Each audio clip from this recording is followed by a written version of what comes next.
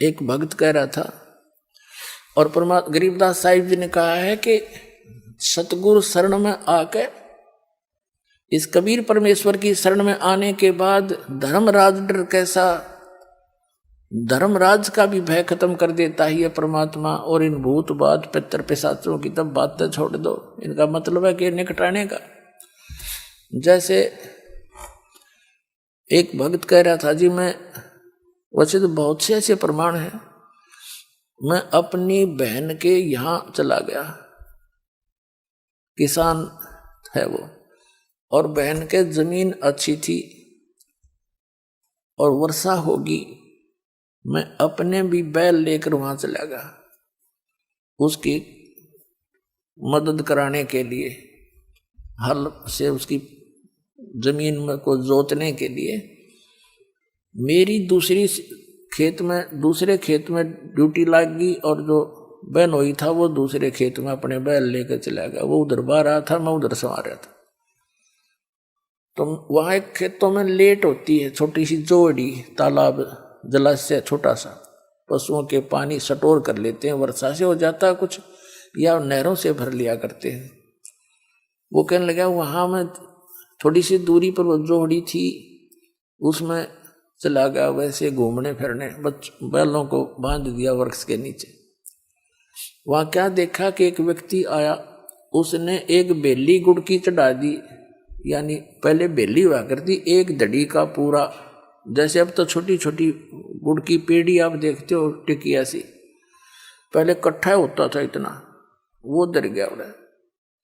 उसके जाते में उसने उठा लिया, ताजा ताजा था ना, कुत्ता ने छेड़ रखा था। मैंने कुछ तो आप खाया, कुछ फोड़ फाड़ कर बैलों को खिला दिया। वहां एक मंडी सी बनी हुई थी, उसके ऊपर चबूतरा सा छोटा, वहां चढ़ा गया। तो मैं घर पे आ गया, सामने मैं सो रहा था तो एकदम सपने में एक 3-3.5 फुट का व्यक्ति होगा, दाढ़ी सी बड़ी हुई और सिर पे बाल से, वो कहने लगा कि आज तेरा तो कोई मेरे से तगड़े की शरण में है, नहीं तो तुझे मारता और तेरे बैला न मारूं, तू बच गया, तू तगड़े की शरण में है, यानी समर्थ की शरण में है तू।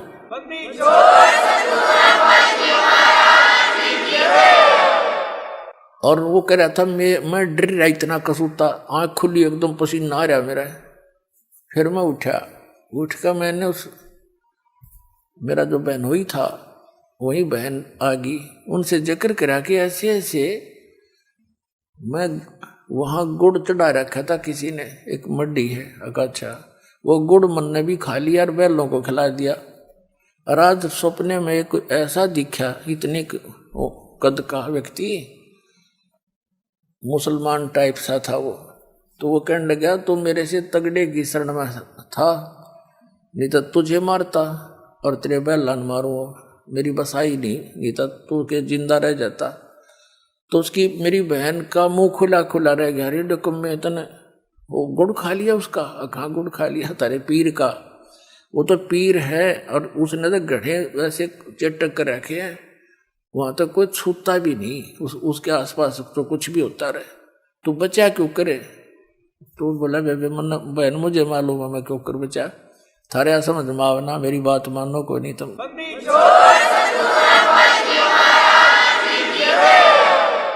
तुम्हारे बुद्धि से बाहर की बात है ये जो मैं बताने जा रहा हूं, तुम सुनते भी कोई ना मेरी बात में जो कहना चाहता हूं।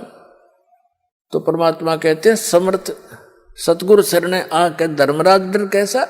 इन भूत प्रेतों की जब बातें छोड़ दो।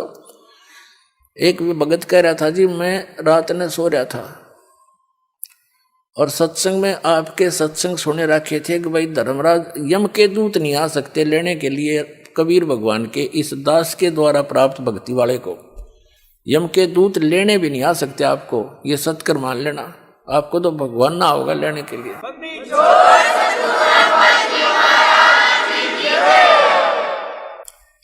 और जो परमात्मा की वचनों पर विश्वास करते हैं उन्हीं की सुनवाई होती है। वो कह रहा था जी, मैं रात में सो रहा था, डेली सोते ही रात्रि में, तो एक 2 जने आए, भयंकर सी आकृति उनकी, और वो कहने लगे खड़ा हो तुम।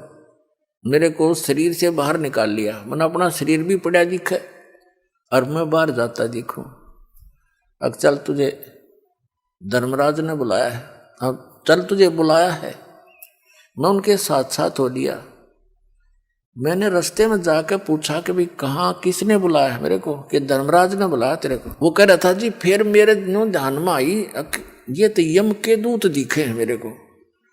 मैंने उनसे पूछा भाई तुम कौन हो, कि हम भाई दूत हैं धर्मराज के और तुझे बुलाने आए हैं, तेरा ऊपर हिसाब किताब होगा।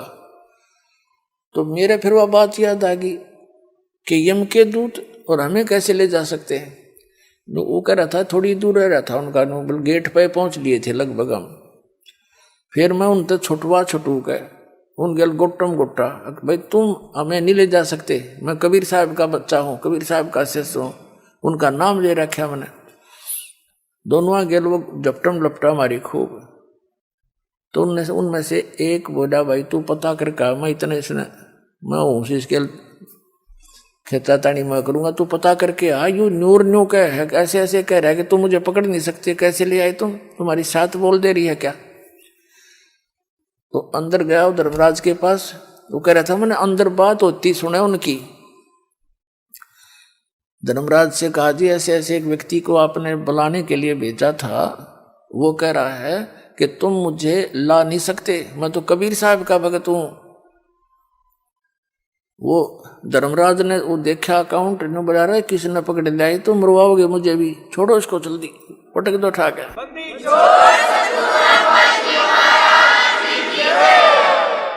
तो कह रहा था जी मैं वो वहीं से पटक दिया मेरे को ऊपर। तो मैं नू आऊं जैसे ऊंचे स्थान से छलांग लगाते हैं जब कलेजा में गुदगुदी सी होती है, नो गुदगुदी सी होती है और मेरे एकदम, और आते ही मैं शरीर का मां पड़ गया, फंस गया नू। और फिर एकदम पसीना रहा मेरा, हाथ पैर काम नहीं करें कति, अलाऊं टलाऊं 5 मिनट तब मेरे हाथ पैर भी नहीं हले। फिर मैं उठा, फिर याद आई रत तेरा सच बचो, जब ये यह स्थिति मेरे शरीर की ना पावा हो तो मैं इसने सपना ही मान लेता। पर जब समझ में आई मेरी तो टिकट कट गई थी, नहीं तो परमात्मा कबीर जी ने एक्सटेंशन दे रखी है।